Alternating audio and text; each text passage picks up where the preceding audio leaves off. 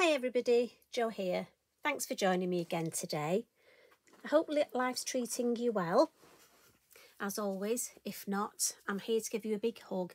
And do you know what? I think the rest of our lovely little family, our little group on here, will give you a big hug too. So that's just for anybody who needs it. Now today I thought we'd carry on with that sort of male theme, and we're going to create a card using some of the new Greyboard. Now I'm going to be using some cogs, a couple of numbers and a clock face. Now as you can see, I love these and I've used most of them, so I'm sorry I haven't got a full one. I'm at Lavinia again and I'll buy some more. Greyboard's fabulous. It's almost like a recomposite, a bit like chipboard but more earthy. Beautiful stuff, sort of good thick cardboard type, but it's not solid. Do you know what? Look up the definition, because it's one of them things I don't know how to. It is almost like pressed together at pulp, but it's like a thicker card, and it is just fabulous. Some products, when you go to colour it, you're best putting a gesso, a white gesso on first, just to help if the water based. You don't want the water soaking in. It does love water. So a couple of things, but loads of different products we sell that you can cover it with. So just have a play is the best advice. Have a play.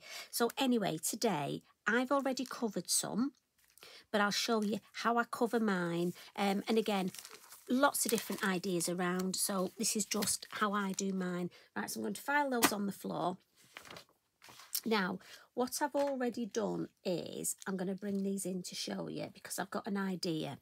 I thought I'd make a card for a male for his 21st.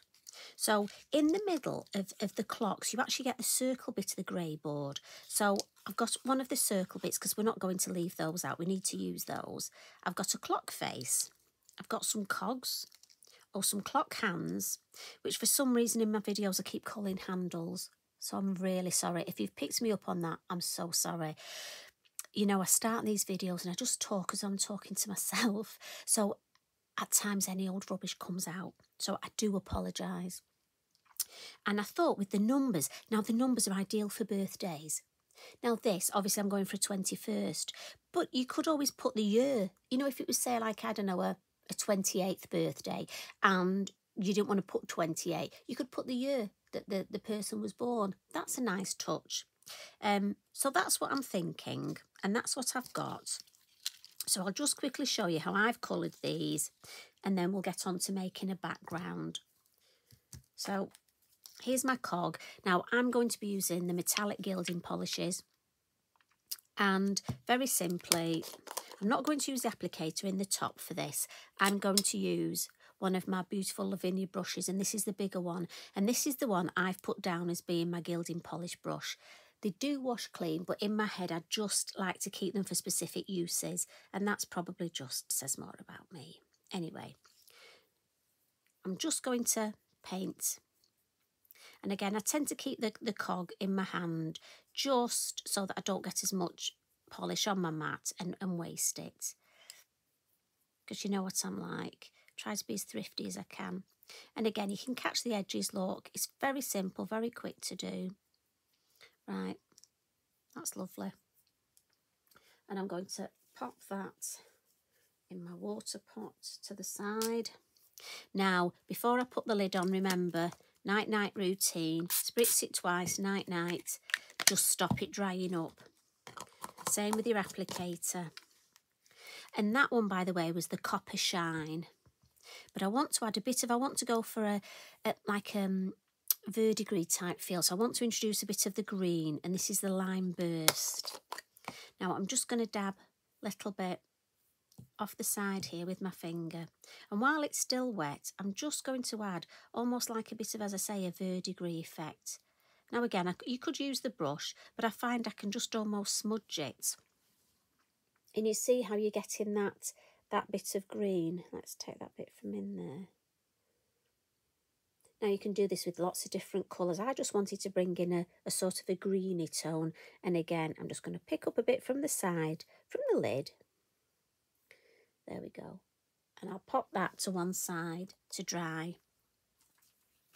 And just give my finger a bit of a wipe. and then do the usual night night,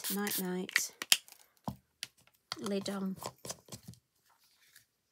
And these are fabulous, ready to go next time. Perfect, and we'll move that now. So while they're drying, I'm going to create a background, and this is a great way of creating a general background for a mail card. This is multifarious, 5.5 inches. The idea that it's going to go on a 6x6 card blank. And I'm going to start with, again, because I'm thinking of that vintage but verdigris, I've gone for Twisted Citron in the oxide, Vintage Photo and Ground Espresso. Now, the technique I'm going to use is the direct to paper technique, DTP for short, and it works better with a square ink pad, just in my opinion. So I don't use my elements for this. This is why I'm using the oxides. And all I'm going to do is hold, and I've done this a few times before, it's one of my favourite techniques, hold it at 45 degrees and drag across the card. Make sure you start off the card. If you start on the card, you'll have a line. And depending at the angle, obviously the flatter you have the ink pad, the more ink you'll get on, because it'll be going flat. If I show you, so if I pull it flat, look, you get more. The more angle, the less ink you get, if that makes sense. So I've just turned mine round, and because I'm thinking of almost a wood panelling, I'm only going in one direction. I'm not going across. I'll have a little bit more green along that edge. And then I'm going to come in now with the Vintage Photo. And the same thing. And I almost want to try and keep the edges. There we go. Turn it round. And I just want to keep the edge, if I can, similar to almost... There we go. And then you've already got that sort of wood plank, wood grain. Great if you need a quick background.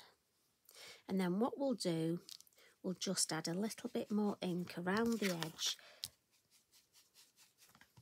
But also just uses up, and I'm keeping with the same colour for the minute. And what you can do is just drag some down where you've got those and some up. Now what I will do is add a little bit of the darker, so we'll come in with the Ground Espresso and just add a little bit more on these corners, just for a bit more oomph. Right, we can always add some more. We're just building up this background. Now, we've got this ink on our mat here, so we'll spritz it to clean it. But rather than mop it up straight away, we can actually mop a little bit up on our work and swipe it through if you want. Right, we'll leave that with that. And now we can just clean this up. Again, if you've got another piece of card, you could use that. When I'm doing the videos, I tend to just keep it to the project I'm doing, but at home you could take your time and do another lovely swoosh background on a card. Now look at this, I love the way this is drying, so we'll just add a couple more splats, just because we can, and then we'll dry this off just with our heat tool. And this is the Ranger heat tool, so sorry about the noise. If I want to speed up the drying, quite often I just sort of whack it with Mr. Inky Binky and keep drying. That's just the way I work. And again, heat from front and back. It'll help keep it nice and flat.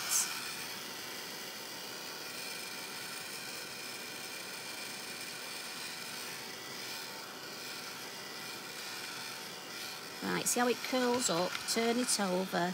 Let's just flatten it off. There we go. Right, so what I'm going to do now is add some little scores in it with my scoreboard. And again, this is an old technique. Lots of people have done this. You can do the scoring first if you want. I like to do mine at this point. For me, I just find it better. And you can do at the whichever intervals you want. So I'm going there, there. So I'm just going to do every other one, but totally up to you. You can decide. You can place it. I'm going to pop that back down there. And now what I tend to do is just sort of bend them slightly. It just gives them a little bit more so you can see where they are. But the best trick is what I love to do now is come in with my pastel pencils. And I'm going to use 3 out of my set here. I need the white, the dark brown, and then we've got a couple of, shall we go reddy brown? Oh yeah, let's introduce a bit of reddy brown. And I also need, from behind me, biodegradable cotton bud, just to smooth things and smudge things. You can use your finger, but I'm trying to be good today. Right, sleeves up, you can tell I mean business. So where I can see the groove look, just going to come in with my pastel, my pencil. And again, I'm not being over neat. Let me see, there's one there. One there. And sometimes I sort of, let me feel, one there. Go off a little bit extra at the edge, maybe here, maybe here. And the first time you do it, I'm just going to smudge this now. The first time you do it, you'll probably be a bit careful. I know I was. And then the more I've done it and the more I've seen the effect, I've almost enjoyed it so much. I've done a bit extra and it looks better. The first one I did, I was almost quite scared of what it would look like. And you see how it starts to build up. So we'll add a bit of, just in various places now, I'm just going to come in with a bit of the other colour, look. And just smudge it in. You know what wood's like? It does have grains and lots of different knots. And now, again, you will take your time, spend longer. Just remember to smudge it. And again, you've got 2 ends on your cotton bud. So you want a bit more there, don't we? And I'll put a bit more of this colour. Put the 2 together. Oh, that looks better, yeah. Smudge it across. That one's a bit more at the end. And it's just a lovely way of darkening the grooves in the wood. Now, the reason I got the white out as well is what I've found is if you add white in places, you see how it just gives another, makes it look more like it's that lovely wood grain and like you've got some highlights all round there, look, where we've got that shape. That would look nice. And it's just about building up to make it look, and I think that looks fabulous. And again, as I say, you can take a lot longer and just take your time playing. You know, you could add some yellow if you wanted. I mean, if I wanted to bring in that green, because we've almost lost it in bits. Look, we've got the lovely citrusy green there. We could bring back some little of the green areas. So maybe up here, look. Just add it, and again, just smudge it because it's your pastel pencil. And smudging it will fix it, but also just enhance that effect. If we just put some here where it's run, look. And so to me, I think, can you see, just bringing that little hint of green has brought that back. So that's your fabulous pastel pencils.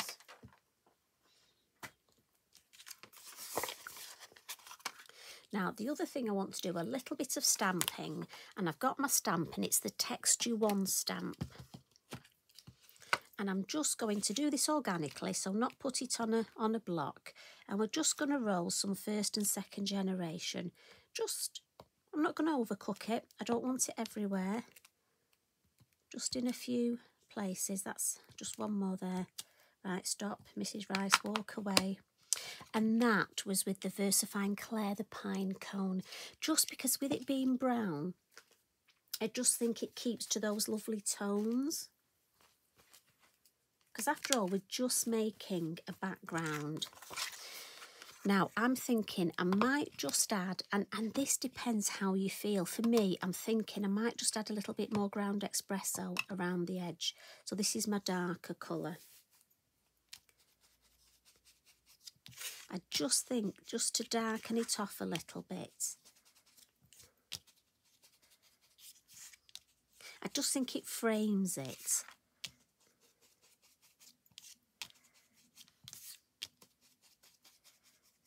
Now again, if you want to vintage that up, get your fan brush, come back in and add a bit more water flicks just around that edge where you've added the ink.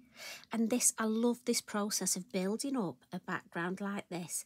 And for me, all these bits here, you can use or not use. So to be honest, it depends what mood I'm in. Sometimes I'll add the extra ink around the edge. Sometimes I add the extra water splats. Honestly, depends how I feel. Just how I feel on the day, but they're all things that you can decide whether to add or not to add. And if I put this here, can you see how it's starting to just do that bleaching, faux bleaching around the edge? And I almost don't want it too white, so I'll come in with the heat tool again. So sorry about the noise. We'll dab that one off there because that's quite wet.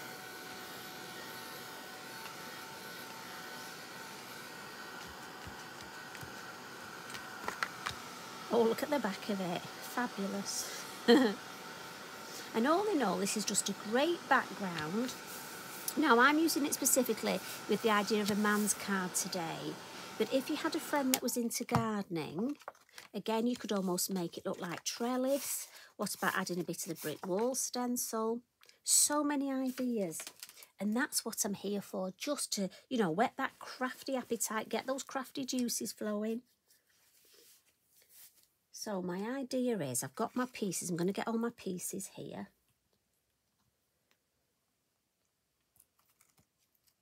And I've got a little idea in mind. And what I'm thinking is, I'm going to put my clock face on here. But I'm thinking of popping one of these from our sticker sheet. I think this is number 5. I've started to write the number on the back. Now, I'm wondering if I pop this in the middle. Oh, it's just started raining outside. And let's put 12 with 12. Oh, that fits really well, doesn't it? That was a stroke look. I was hoping it would. I like that. And so my idea is I'm thinking of putting this on here, my number and some cogs. So let's make this up first. Now, again, I'm using the Bippity Boppity glue. It dries clear. And I tend to use my finger just to sort of smudge it all across. Make sure I've got a good covering. As I say, it will dry clear and it gives me that little bit, let me turn this round, that little bit of wiggle time. So let's have the 12 and the 6. I may just need to pop my head over slightly. Right, I think that's pretty. Gosh, you can really hear the rain. Now, we need a bit more glue. It's a good job. It's not time to take Eric out. Now, if you had a specific time, if somebody was, you know, the birthday, if you knew what time they were born, or you could do this sort of thing, say, for a wedding, using the clock, and if you knew what time the wedding was going to be. I mean, there are so many possibilities with these clocks. I think they're great for retirements. Right. So we'll have, there we go. How effective's that? Now, you could put some glossy accents on as well if you want, or some clear embossing powder. But I'm thinking we'll put that there. Just going to wipe my hands because obviously they're a bit sticky. Let's pop this in the middle so you can see. Now I've got 3 cogs, and my idea is to have my 3 cogs in this corner,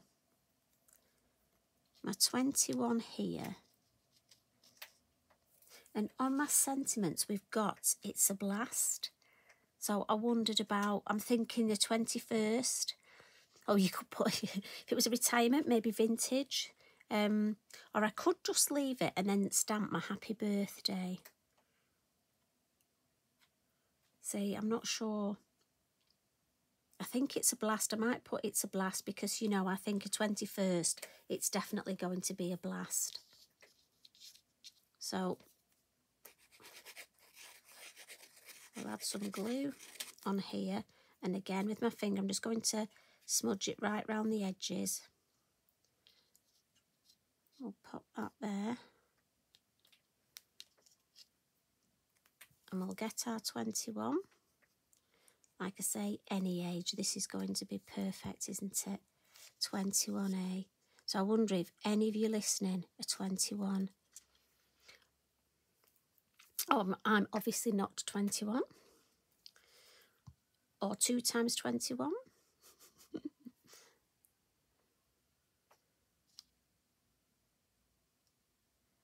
And again, we've got different size numbers. But I just thought that size was perfect for this card. So a bit of the bippity boppity, which I have been practicing. So I impressed. I'm trying to say it because you know what I'm like. And then the smaller cog. Just going to put that one up there. And then one more. I think 3, obviously we like our odd numbers, don't we? We'll pop this one down here.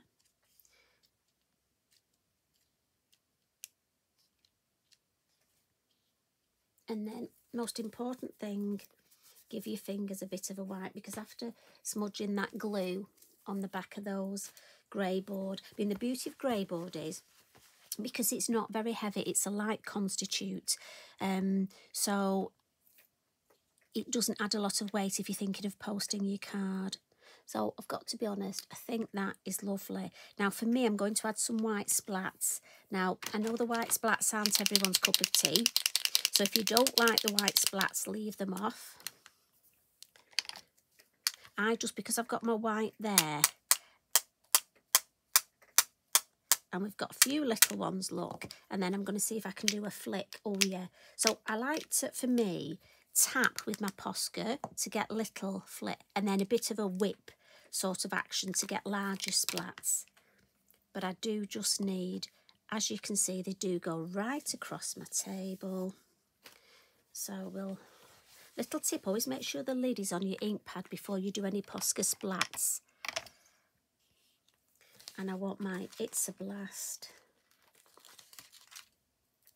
Just find my scissors.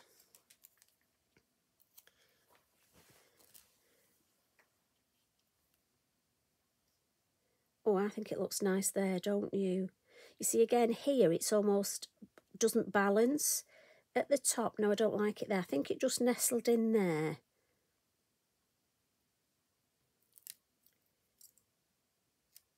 Right across there. Yeah, I think that's lovely. So I hope you've enjoyed that. As soon as that's dry, and then it'll be a little bit flatter, I'm going to pop that on a 6x6 card blank.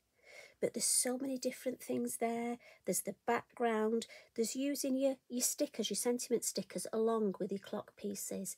Remember your numbers for dates, for ages. And these beautiful, absolutely gorgeous cogs. So, a lot of things there that we can use. I hope you have fun with them. Any questions, just ask. You know I'm here to help. And it's lovely to have such fabulous new crafters joining us as well. It's always so exciting when we get new crafters. So welcome to the family, everybody. All right, you take care. I'll see you again soon. Love and hugs from me. Bye for now.